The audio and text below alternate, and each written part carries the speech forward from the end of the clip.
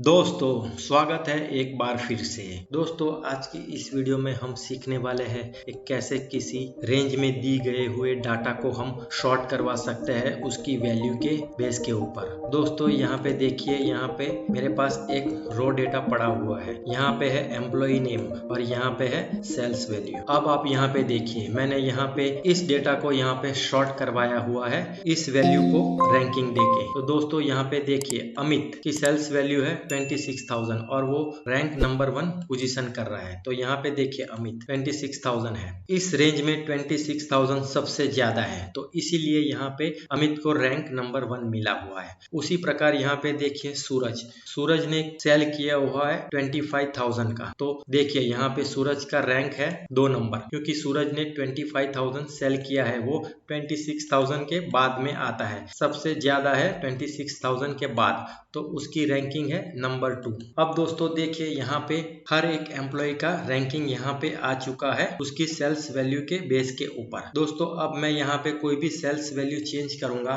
मान लीजिए मनोज यहाँ पे कौन से नंबर पे है? 6 नंबर पे है। अब मैं मनोज की सेल्स वैल्यू चेंज कर देता हूँ 8,500। तो दोस्तों यहाँ पे देखिए मनोज 6 नंबर पे है। जैसे ही मैं टैब प्रेस करूंगा तो देखिए यहाँ पे मनोज 5 नंबर पे आ चुका है, क्योंकि उसकी सेल्स वैल्यू बढ़ चुकी है और रैंकिंग के हिसाब से वो 5 नंबर में आ चुका है। तो दोस्तों ये जो रैंकिंग ऑटोमेटिकली यहाँ पे हो रहा है वो हमने कुछ फॉर्मूला की मदद से किया हुआ है। आप दोस्तों यहाँ पे देखिए, मैंने यूज किया हुआ है यहाँ पे rank, count if, VLOOKUP, PARSE, choose and if error. इन फॉर्मूले की मदद से हमने ये काम किया हुआ है। तो दोस्तों आप ये वीडियो पूरा देखिए, वीडियो को स्किप बिल्कुल मत करिए। इस वीडियो में आपको बहुत कुछ सीखने को मिलने वाला है। तो दोस्तों मैं हूं आपका दोस्त JK, आप देख रहे हैं डिजिटल वॉकवे। तो चलिए शुरू करते हैं। दोस्तों अब आप यहाँ पे नीचे आ जाइए। दोस्तों यहाँ पे मैंने सेम डेटा लिया हुआ है और यहाँ पे मैंने ब्लैंक डेटा है। यहाँ पे इस टेबल में कुछ भी नहीं है। दोस्तों अब हम यहाँ पे रैंक फॉर्मूला का यूज करके ये जो डेटा है इस टेबल में उसको हम रैंक कराएंगे। तो दोस्तों सबसे पहले तो यहाँ पे हम कॉलम को टाइटल दे देंगे रैंक। इसको हम फॉर्मेटिंग कर लेंगे, ऑल बॉर्डर कर लेंगे। अब दोस्तों हम यहाँ पे रैंक फॉर्मूला का यूज करने वाला है। तो दोस्तों देखिए अच्छे से, यहाँ पे करेंगे is equal to rank, tab press करेंगे तो रैंक फॉर्मूला ओपन हो जाएगा। यहाँ पे पहला आर्ग्यूमेंट है नंबर, तो नंबर हम ये सेल चूज करेंगे, कॉमा रेफरेंस के लिए हम ये पूरी रेंज सिलेक्ट कर लेंगे। इस रेंज को हमको F4 लगा के लॉक करना है दोस्तों। अब ब्रैकेट हम क्लोज करेंगे और एंटर करें। तो देखिए 26,000 के सामने नंबर 1 रैंक आ चुका है, क्योंकि इस रेंज में 26,000 सबसे ज्यादा है, इसीलिए यहाँ पे एक नंबर आ गया है। इसका फॉन्ट साइज बढ़ा लेते हैं। अब इस फॉर्मूला को मैं नीचे ड्रैग कर रहा हूँ। तो दोस्तों हर एक सेल के सामने रेंज फॉर्मूला लग जाएगा। देखिए 26,000 एक नंबर पे है, यहाँ पे सूरज 25,000 सेकंड नंबर पे है, उसी तरह 15,000 3 नंबर पे है और जतिन 15,000 3 नंबर पे है। अब दोस्तों यहाँ पे एक प्रॉब्लम है, विकास और जतिन दोनों ने सेल किया हुआ है 15-15 हजार का, तो दोनों की रैंक यहाँ पे 3 नंबर है। तो ये ऐसा होना नहीं चाहिए। विकास को 2 नंबर मिलना चाहिए और जतिन को 3 नंबर मिलना चाहिए। तो दोस्तों उसके लिए हमको एक और फॉर्मूला की जरूरत पड़ेगी। रैंक फॉर्मूला के साथ में हमको काउंट इफ लगाना होगा रैंक के साथ। तो दोस्तों यहाँ पे मैं क्लिक कर देता हूँ पहले तो, और यहाँ पे ऊपर, यहाँ पे आप ऊपर देखिए दोस्तों, यहाँ पे हम फॉर्मूला लगाने वाला है काउंट इफ का। प्लस करेंगे, लिखेंगे count if, bracket open, range के लिए हम ये सेल सिलेक्ट करेंगे। उसके बाद कॉलन लगा के फिर से सेम सेल सिलेक्ट करेंगे। अब यहाँ पे इस सेल को हम F4 लगा के लॉक कर देंगे। सिर्फ इसी सेल को करना है दोस्तों, पूरी रेंज को नहीं करना है, सिर्फ इसी सेल को। ओके, अब यहाँ पे हम कॉमा करेंगे। क्राइटेरिया के लिए हम फिर से यही सेल सिलेक्ट करेंगे। अब मैं ब्रैकेट बंद करके एंटर कर देता हूँ। तो देखिए क्या हो गया दोस्तों, यहाँ पे जो 26,000 एक नंबर था उसकी जगह पे अब यहाँ पे 2 नंबर आ चुका है। क्यों? क्योंकि यहाँ पे रैंक ने रिजल्ट दिया था 1 और काउंट इफ ने काउंट करके यहाँ पे 26,000 को भी रिजल्ट दिया 1, तो इन दोनों का सम हो गया 2 नंबर। अब दोस्तों देखिए यहाँ पे विकास है 15,000 के साथ और जतिन भी 15 15,000 के साथ है और यहाँ पे 3 नंबर रैंकिंग है दोनों का। अब दोस्तों यहाँ पे देखिए, जैसे ही मैं यहाँ पे फॉर्मूला नीचे ड्रैग करूंगा तो ये जो 3 नंबर है उसकी जगह 4 नंबर हो जाएगा। क्यों ऐसा हो जाएगा? क्योंकि इस रेंज में 26 to 25,000, सॉरी दोस्तों 26,000 to 15,000, ये दोनों सेल की रेंज में 15,000 सिर्फ एक बार आ रहा है, तो 3 + 1 काउंट होके यहाँ पे 4 हो जाएगा। तो देखिए मैं फॉर्मूला यहाँ पे ड्रैग कर रहा हूँ, तो देखिए यहाँ पे 4 हो गया। अब दोस्तों यहाँ पे जैसे ही मैं फॉर्मूला नीचे ड्रैग करूंगा तो ये 3 की जगह पे 5 हो जाएगा। क्योंकि 5 इसलिए हो जाएगा क्योंकि ये 15,000 26,000 to 15,000 की रेंज में 2 बार है, तो ये +2 काउंट होगा। मतलब कि ये 3 ऑलरेडी रैंक फॉर्मूला ने काउंट किया है, प्लस उसके साथ 2 और ऐड हो जाएगा क्योंकि 15,000 यहाँ पे 2 बार है, तो 3 + 2 यहाँ पे क्या हो जाएगा? 5 हो जाएगा। देखिए दोस्तों मैं यहाँ पे फॉर्मूला ड्रैग कर रहा हूँ, तो देखिए 5 हो गया। उसी तरह मैं यहाँ पे फॉर्मूला नीचे तक ड्रैग कर देता हूँ, तो दोस्तों यहाँ पे जो भी वैल्यू है वो ऑटोमेटिकली चेंज हो जाएगी उसके काउंट के हिसाब से। अब दोस्तों यहाँ पे देखिए, यहाँ पे कोई भी 1 नंबर पोजीशन पे नहीं है, तो उसके लिए क्या करना पड़ेगा दोस्तों? उसके लिए यहाँ पे ऊपर फिर से दोस्तों यहाँ पे देखिए, इस फॉर्मूला को ध्यान से देखिए, यहाँ पे मैं -1 कर दूंगा। यहाँ पे नहीं दोस्तों, हमको पहले वाले सेल पे करना है -1, यहाँ पे ऊपर हम -1 कर देंगे और एंटर कर देंगे। तो देखिए दोस्तों यहाँ पे 1 नंबर आ चुका है फिर से। अब इस फॉर्मूला को मैं यहाँ से नीचे तक ड्रैग कर लूंगा, तो दोस्तों देखिए अब हमारा रैंक प्लस काउंट फॉर्मूला का कॉम्बिनेशन अच्छे से यहाँ पे लग चुका है। देखिए 26,000 1 नंबर पे है, 25,000 2 नंबर पे, और जो विकास पहले 3 नंबर और जतिन भी 3 नंबर था, अब वो दोनों ऑटोमेटिकली 3 और 4 में डिफरेंशिएट करके यहाँ पे वैल्यू आ चुकी है। तो दोस्तों काउंट फॉर्मूला और रैंक इन दोनों का कॉम्बिनेशन करके आप यहाँ पे अगर डुप्लीकेट वैल्यू है तो भी उसको हम रैंकिंग दे सकते हैं। अब दोस्तों यहाँ पे हम VLOOKUP का फॉर्मूला लगाएंगे। VLOOKUP का फॉर्मूला लगा के हम ये जो डेटा है उसको हम यहाँ पे ऑटोमेटिकली सॉर्ट कराएंगे। तो दोस्तों उससे पहले हमको ये जो डेटा है उसको टेबल फॉर्म में कन्वर्ट करना पड़ेगा। तो पहले तो मैं ये डेटा सिलेक्ट कर लेता हूँ और Ctrl+T प्रेस करूंगा और यहाँ से मैं ओके कर दूंगा। दोस्तों यहाँ पे लिखा है माई टेबल एज हेडर, इसके ऊपर चेक मार्क होना जरूरी है क्योंकि हमारे टेबल में हेडिंग है, एम्प्लॉय नेम, सेल्स और रैंक, ये हेडिंग है। तो मैं यहाँ से ओके कर देता हूँ। तो देखिए अब ये टेबल फॉर्म में कन्वर्ट हो चुका है। अब यहाँ से हम कोई भी डिजाइन सिलेक्ट कर लेते हैं। मैं ये डिजाइन सिलेक्ट कर रहा हूँ।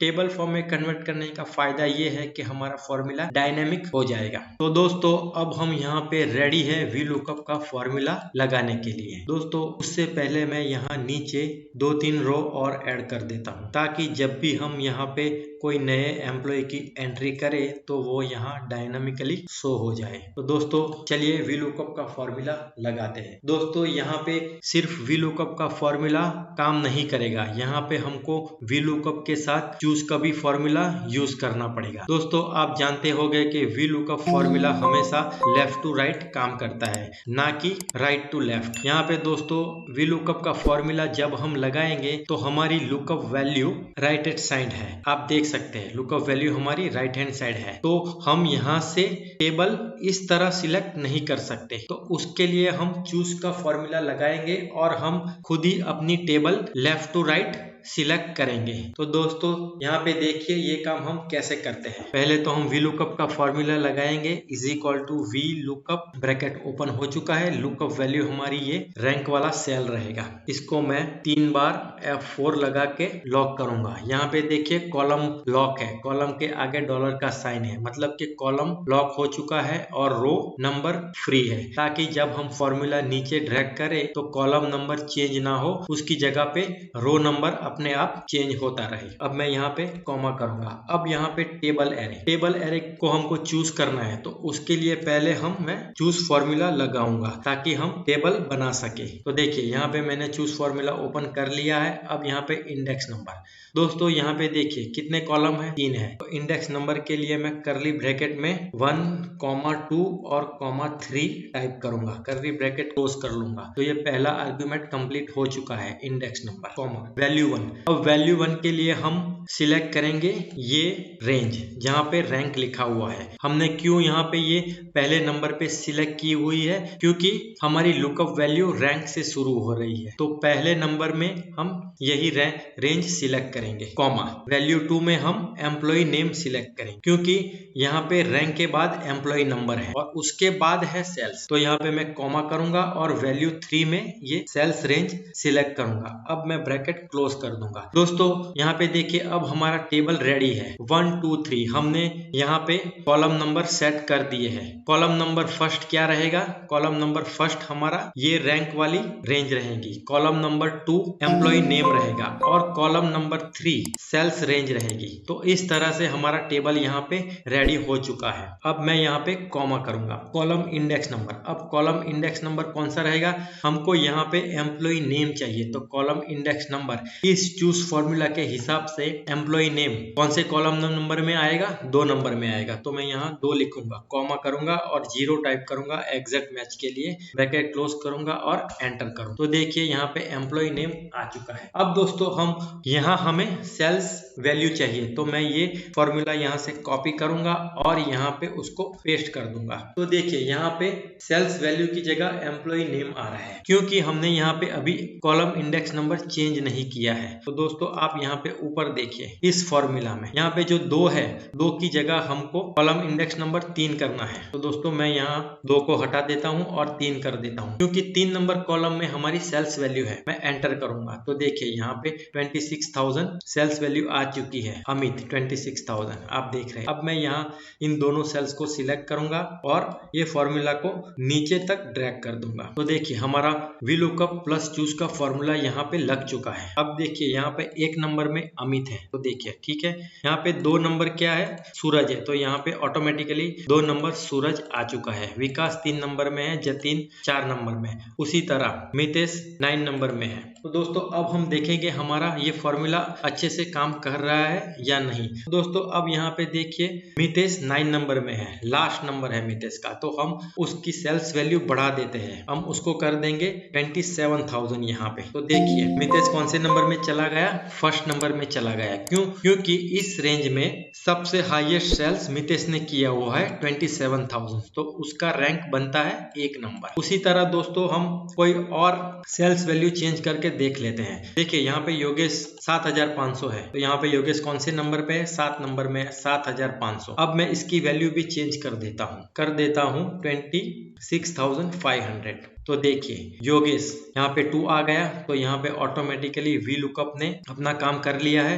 योगेश 2 नंबर रेंज पे आ चुका है ऑटोमेटिकली, 2 नंबर पोजीशन पे 26,500। तो दोस्तों यहाँ पे ये फॉर्मूला बिल्कुल काम कर रहा है। अब दोस्तों हम देखेंगे कि हमारा ये जो टेबल है ये डायनामिक है कि नहीं, और ये फॉर्मूला डायनामिकली काम कर रहा है कि नहीं। तो उसके लिए हम यहाँ पे एक नई एम्प्लॉय की एंट्री करके देखेंगे। तो दोस्तों मैं यहाँ पे कोई एम्प्लॉय का नाम लिख देता हूँ, जैसे कि ललित। उसने सेल किया हुआ है मान लीजिए कि 5,000। तो देखिए यहाँ पे ललित ऑटोमेटिकली 10 नंबर में आ चुका है डायनामिकली। हमने कुछ भी किया नहीं है, फॉर्मूला भी चेंज नहीं किया है, ऑटोमेटिकली ये यहाँ पे अपीयर हो चुका है। दोस्तों मैं यहाँ पे इसको ये जो रैंक है इसको थोड़ा फॉर्मेटिंग कर लेता हूँ ताकि ये नंबर बड़े हो जाए। देखिए अब दोस्तों यहाँ पे मैं कोई और दूसरा एम्प्लॉय भी ऐड कर लेता हूँ। मान लीजिए कि मैं नाम लिख रहा हूँ कमलेश, उसने किया है 4,500 का सेल, तो ये 11 नंबर पे है, तो यहाँ पे ऑटोमेटिकली 11 नंबर पे वो आ चुका है। अब मान लीजिए कमलेश की सेल्स वैल्यू बढ़ गई है,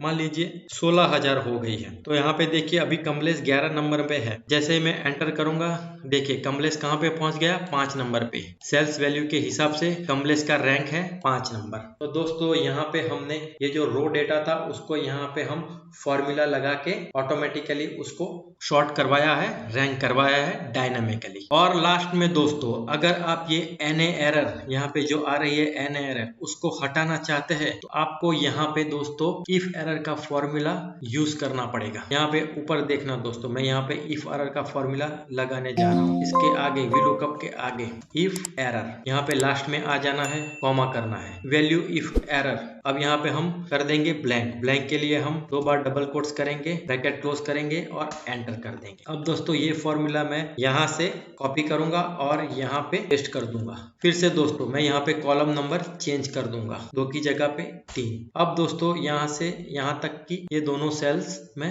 सिलेक्ट करूंगा और नीचे तक ड्रैग कर दूंगा। तो देखिए दोस्तों यहाँ पे जो NA एरर आ रही थी वो अब यहाँ से हट चुकी है दोस्तों। तो इस तरह से आप इफ एरर का फॉर्मूला लगा के एरर को रिमूव कर सकते हैं। दोस्तों मुझे उम्मीद है कि आपको ये वीडियो जरूर पसंद आया होगा। अगर आपको मेरी चैनल के कंटेंट पसंद आ रहे हैं तो मेरी चैनल को सब्सक्राइब जरूर कर देना। तो दोस्तों फिर मिलते हैं अगले वीडियो में, तब तक के लिए goodbye, have a nice day.